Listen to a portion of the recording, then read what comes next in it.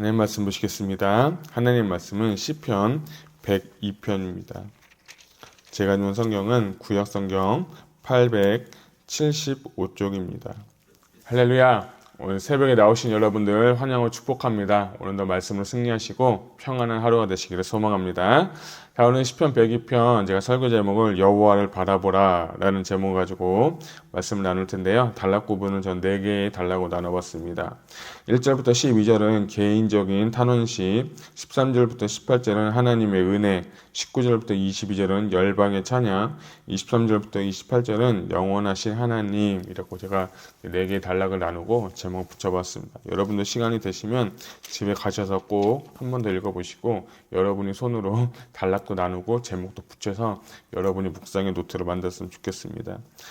우리 102편 1절과 2절을 읽으셨는데 그 위에 우리 표제어가 있죠. 표제어를 한번 우리 같이 읽겠습니다. 시작. 고난 당한 자가 마음이 상하여 그의 근심을 여호와 앞에 토로하는 기도. 자, 오늘 이 102편의 표제만 보더라도 어떤 사람이 시를 지었냐면 고난 당하는 자가 여호와 앞에 근심을 토로하는 기도다라고 하는데 좀 이 102편을 이렇게 준비를 하면서 이게 개인적인 고난일까 아니면 또는 민족적인 고난일까라고 이렇게 생각을 좀 해봤습니다.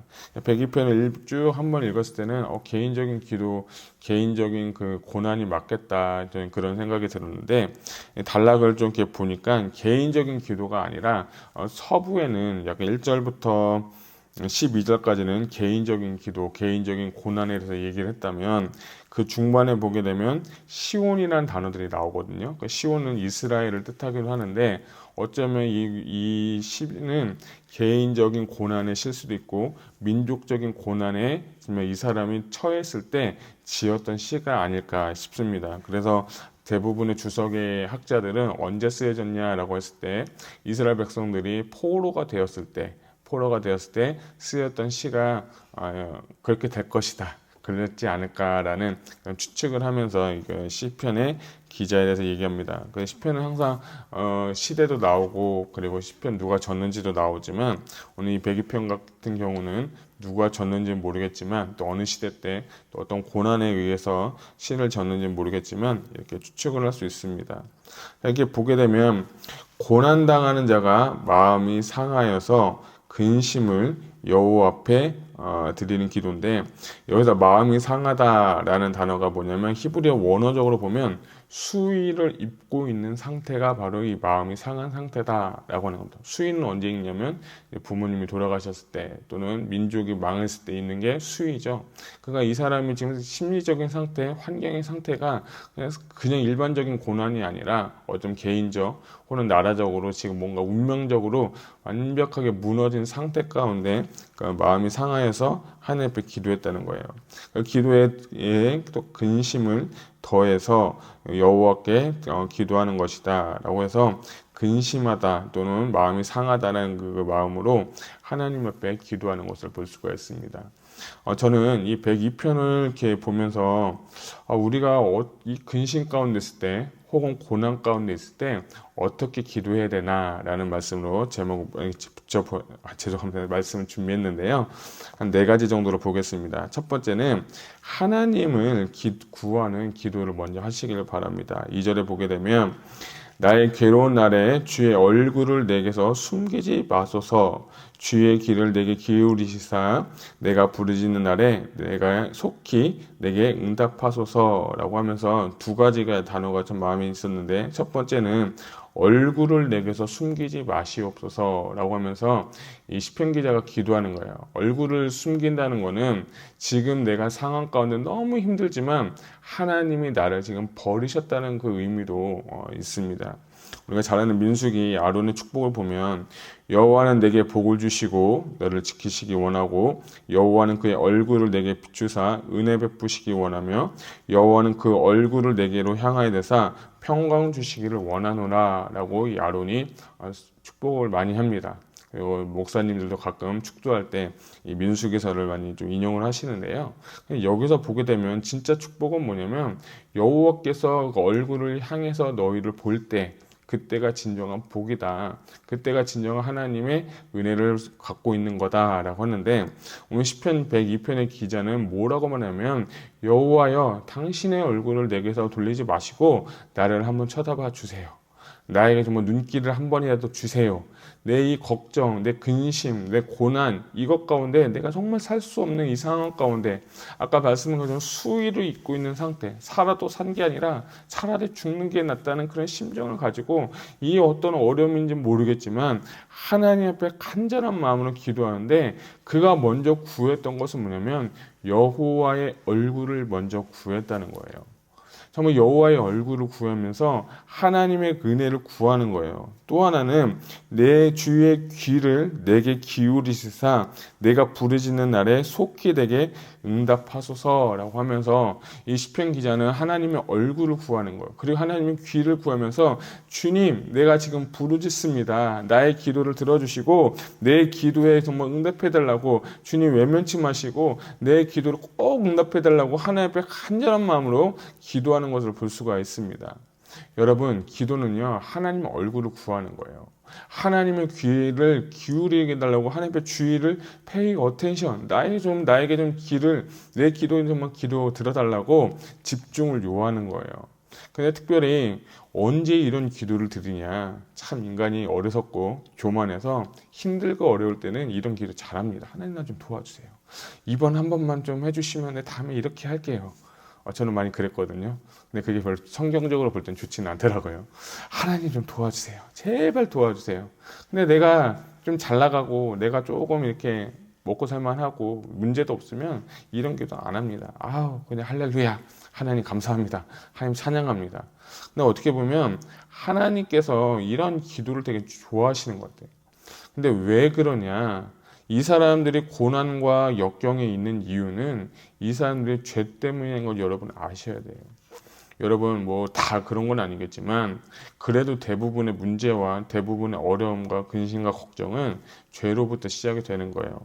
오늘 말씀에 보게 되면, 이 말씀도 보게 되면 우리가 이렇게 어렵고 힘든 것은 여호와께서 우리를 심판하셨기 때문이다 라는 단어가 있습니다. 그 심판하셨다는 것은 뭐냐면, 하나님의 분노를 내고 우리에게 진노를 주신 이유는 하나님 우리가 죄를 졌기 때문에, 우리가 하나님 앞에서 범죄했기 때문에 이렇게 됐습니다 라는 거예요. 개인적인 죄라고 한다면 어떤 죄는 모르겠지만 민족적으로 우리가 이 고난의 시로 본다면, 이스라엘 백성들이 왜 포로에 잡혀갔습니까? 그들이 하나님 잘 섬기지 못하고 종교적으로 타락했고, 그리고 제사장들이 똑바로 하지 않고 왕들이 공의와 정의로 하지 않았기 때문에, 또 하나님께서 돌아오라고 수많은 예언자들을 보내서 돌아오라고 했지만 그 말씀 멸시했기 때문에 이들이 포로에 잡혀간 것입니다. 근데 그런 상황 가운데서도 하나님께 얼굴을 구하고 하나님 앞에 돌아와서 내 기도에 귀를 기울여 달라고 기도한 겁니다. 그래서 우리가 먼저 기도의 대상인 하나님께 정말 기도하는 거 여러분 꼭 기도하시기 바랍니다. 자, 우리 13절 한번 보도록 하겠습니다. 13절을 같이 한번 보겠습니다. 시작. 주께서 일어나사 시온을 긍휼히 여기시리니 지금은 그에게 은혜를 베푸실 때라, 정한 기한이 다가옴이니라. 아멘. 첫 번째는 여호와의 얼굴을 구했다면, 두 번째는 여호와의 은혜를 구하는 기도를 여러분이 주셨으면 좋겠습니다. 13절에 보게 되면 긍휼이라는 단어가 있고, 또 하반부에 보면 은혜라는 단어가 있습니다. 저는 이 히브리어가 참 은혜가 듣는데, 긍휼이라는 히브리어는 라함이고 은혜라는 히브리어는 하나님인데, 긍휼부터 먼저 보게 되면 긍휼은 라함인데 이것을 모음을 바꾸면 레헴이라고 하거든요. 그 레헴이라는 뜻은 뭐냐면 어머니의 자궁이라는 의미를 갖고 있는 거예요.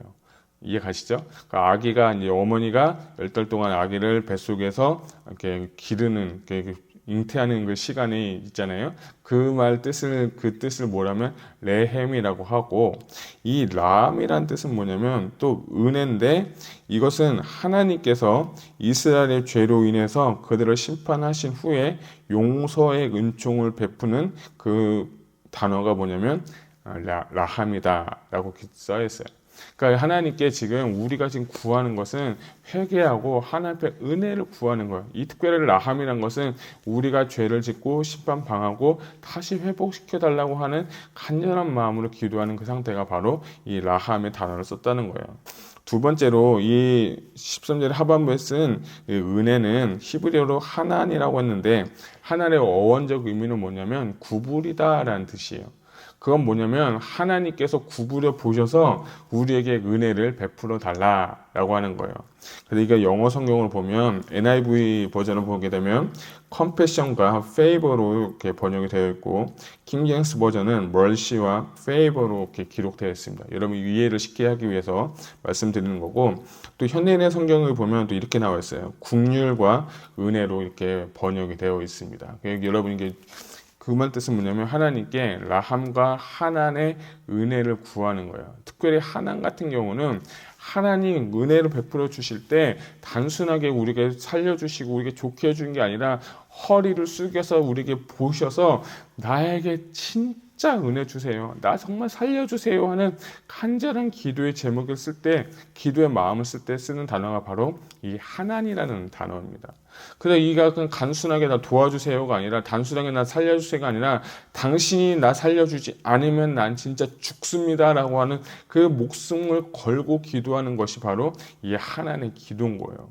전 특별히 우리가 하나님의 얼굴을 구하고 그분의 은혜를 구했으면 좋겠어요. 그분의 은혜가 아니고서는 우리가 살 수도 없고 우리가 그 모든 걸 할 수 없는 거예요. 여러분 하나님의 은혜는요 너무나도 큽니다. 하나님의 은혜는 너무 넓습니다. 하나님의 은혜는 너무 넓습니다.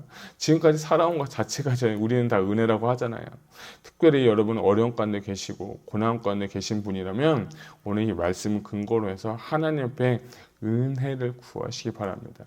그 크신 은혜가 풍성하신 하나님께서 여러분의 기도를 듣고 응답하실 줄 저는 믿습니다. 17절 한번 같이 보면 여호와께서 빈궁한 자의 기도를 들어보시며 그들의 기도를 멸시하지 아니하셨도다 라고 하면서 절대로 하나님께서는 우리의 기도를 안 듣는 분이 아니라 반드시 우리의 기도에 응답하신다는 것을 여러분 믿고 구하시기를 축복합니다.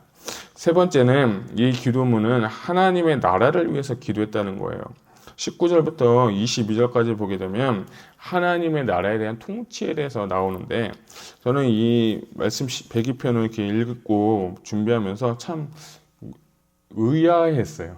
제 표현이 좀 맞는지 모르겠지만 아니 고난 당했으면 그냥 고난을 뭐 고쳐달라고 하든지 병이 있으면 병을 고쳐달라고 하든지 나라가 지금 망했으면 나라 살려달라고 하든지 뭐 이렇게 그렇게 해서 그냥 끝냈으면 좋을 것 같네 저 같은 경우는. 근데 이 시편의 기자는 하나님의 나라의 통치를 지금 찬양하고 있어요. 제가 제 표현대로 뜬금없이 좀 이해가 안 가더라고요. 그렇게 계속 이렇게 묵상하고 좀 이렇게 준비하면서 어떻게 보면 우리가 기도의 자세를 이 시편 기자를 통해서 배울 수 있는 게 그게 뭐냐면 한 가지의 말씀이 떠올랐어요. 우리가 잘 아는 너희는 먼저 그의 나라와 그의 의를 구하라 라는 단어가 지금 말씀 가운데 떠올랐어요.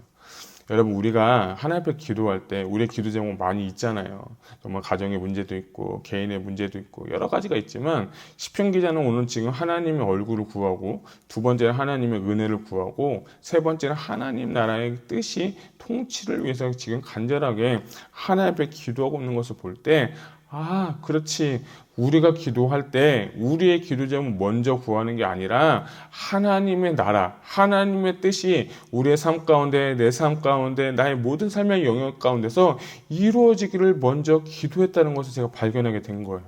그래서 오늘 저는 여러분들이 도전하는 것은 여러분 기도 제목 많이 있지만 먼저 여러분의 삶 가운데 하나님의 나라, 하나님의 뜻을 먼저 구하시기를 바랍니다. 정말 그러하면 하나님께서 우리의 기도 응답해 주시지 않겠습니까? 저는 이 말씀 준비하면서 다니엘의 세 친구들이 좀 생각이 났습니다. 다니엘의 세 친구들 어떻습니까? 금신상에 절하지 않아서 이제 풀무불에 들어가는데 그들의 고백은 무엇입니까? 그리하지 아니하실지라도 나는 여호와를 찬양하겠다는 그 믿음의 고백을 한 거예요. 저 같으면요 그냥 좀 믿음이 없으니까 그냥 끄떡하고 말지. 끄떡하고 했잖아요. 됐죠? 됐죠? 하고 그렇게 끝났을 것 같은데 이 사람들은 그게 아니었어요. 진짜 그것까지도 하지 않으면서 그의 나라와 그의 하나님의 나라와 하나님의 뜻을 먼저 구하니까 하나님께서 그들에게 기적적으로 역사해 주셨다는 것입니다. 사랑하는 성도 여러분, 여러분도 오늘 이 말씀 붙잡고 기도하실 때 하나님 뜻이 무엇입니까? 하나님 나를 향한 하나님의 뜻과 계획과 목적이 무엇입니까? 여러분, 나는 지금 부족하지만, 나는 지금 이렇게 어려움의 상황을 처하지만 그럼에도 불구하고 내가 하나님 말씀 의지해서 한번 기도하오니 주님, 나에게 당신의 뜻을 알려주세요 라고 여러분 기도하셨으면 좋겠습니다. 여러분, 분명히 하나님의 뜻은 있습니다. 우리가 어리석고 영적으로 열려있지 않고 귀가 닫혀있기 때문에 하나님의 뜻을 모르는 거예요. 기도는요, 하나님과의 응답이고 교제라고 했어요. 분명히 여러분 삶 가운데 하나님의 뜻을 알려주실 것입니다. 뜻을 아셨다면 그걸로 끝내지 마시고 실천하시길 바랍니다. 오늘 이 삶 가운데, 우리 삶 가운데 오늘 주신 하나님의 뜻이 무엇인지를 발견하고 그 뜻대로 살려고 애쓰고 노력할 때 하나님은 여러분에게 많은 것을 해결해 주실 것입니다. 너희는 먼저 그의 나라와 그의 의를 구하라. 이렇게 끝났으면 안 되지만 주님은 그리하면 이 모든 것을 너희에게 더하시리라 라는 약속의 말씀을 붙잡으시기를 바랍니다. 모든 것을 다 더해 주신대요. 모든 것을 다 주님이 알아서 해결해 주신다는 겁니다. 우리가 해야 될 것은 지금 이 시간, 오늘 이 시간 주님의 뜻을 구하고 주님의 뜻이 나의 삶 가운데 이루어질 수 있도록 기도하고 그것을 우리가 발견하는 귀한 시간이 되기를 소망합니다. 자, 네 번째는 영원하신 하나님의 나라를 찬양했으면 좋겠습니다. 23절부터 28절까지는 뭐냐면 하나님의 나라에 대해서 이야기를 하면서 이 시편은 마무리하고 있습니다. 어떻게 보면 자기의 문제를 가지고 기도했지만 그 문제 가운데서 하나님을 만나게 되고 하나님 뜻을 구하게 되고 결국에는 하나님의 나라, 하나님의 통치가 영원하다는 것을 깨닫고 하나님의 그 영원하심을 찬양하고 선포하는 것으로 시편 기자는 마무리하고 있습니다. 우리 27절과 28절 같이 읽겠습니다. 시작. 주는 한결같으시고 주의 연대는 무궁하리이다. 주의 종들의 자손은 항상 안전히 거주하고 그의 후손은 주 앞에 굳게 서리이다 하였도다. 아멘. 이 문제를 가지고 온 이 사람은 하나님의 뜻을 발견하고 하나님의 통치, 하나님의 나라, 그리고 또 하나 더 발견한 것은 영원이란 단어를 발견한 거예요. 여러분, 인생은요 유한합니다. 아프셔도 아팠다 치유받아도 다 돌아가시게 되었고 내가 지금 아무리 돈이 많아도 주님 부르시면 그거 다 이렇게 손 털고 가셔야 됩니다. 우리는 유한한 인생이에요. 제가 말씀드린 것처럼 우리는 철저하게 피조물이에요. 아무리 잘나도 창조주가 될 수가 없는 거예요. 우리는 그 유한한 인생 가운데서도 여호와를 구하고 하나님의 얼굴을 구하고 하나님의 영원하신 그 나라를 바라보며 살아가는 백성이 되기를 소망합니다. 여러분, 이 땅에 여러분 시선을 팔리지 마십시오. 이 땅에서 살아가기 위해서는 우리가 물론 일도 해야 되고 우리가 또 이것도 가정도 잘 돌봐야 되지만 우리의 정말 궁극적인 시선은 지금 내가 어디 있는지는 주님이 다 알고 계세요. 사람은 속일 수 있어도요 하나님 속일 수 없어요. 여러분의 시선은 지금 어디에 있습니까? 이 땅에 있습니까? 썩어질 것을 위해서 여러분 이 땅에서 시선을 보고 계십니까? 사랑하는 성도 여러분, 여기 있는 분이라도 좋습니다. 여러분의 시선을 하나님께 돌리시기 바랍니다. 영원하신 하나님은 그 나라 가운데서 살아갈 것을 소망을 가지고 살아가시기 바랍니다. 풀은 마르고 꽃은 시들지만 하나님의 말씀은 영원합니다. 영원하신 하나님의 말씀 붙잡고 살면 우리 인생 가운데 하나님께서 기도의 응답도 해 주실 거고 우리가 영원한 나라에서 하나님과 동행하며 살 것을 저는 믿습니다. 그 믿음이 우리 안에 오늘 부어지기를 소망합니다. 오늘 말씀 붙잡고 승리하시고 하나님을 찬양하면서 정말 하나님 뜻을 구하면서 오늘도 영광 누리는 귀한 하루 되시기를 주님의 이름으로 축복합니다. 기도하시겠습니다.